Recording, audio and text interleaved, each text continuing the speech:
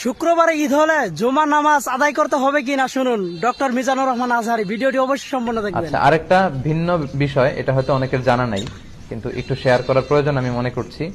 আমাদের মালয়েশিয়াতে যেহেতু ইনশাআল্লাহ হোপফুলি আজকে চাঁদ দেখা গেলে আগামীকাল ঈদ, তো আগামীকাল কিন্তু আবার জুমাবার, তাই না? সকালে একটা গ্যাদারিং, দুপুরে আরেকটা গ্যাদারিং।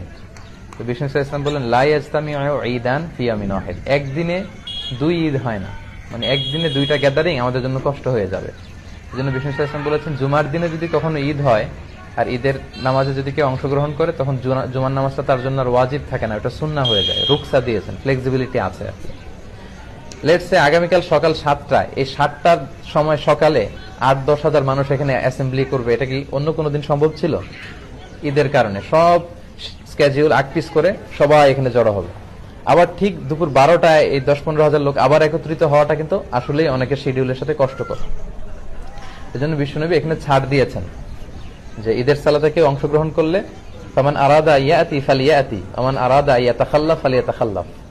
সাহাবারাও যখন ঈদের জুমার দিনে ঈদ পেতেন, তারা ঈদের নামাজের পরে এই ঘোষণাটা দিতেন।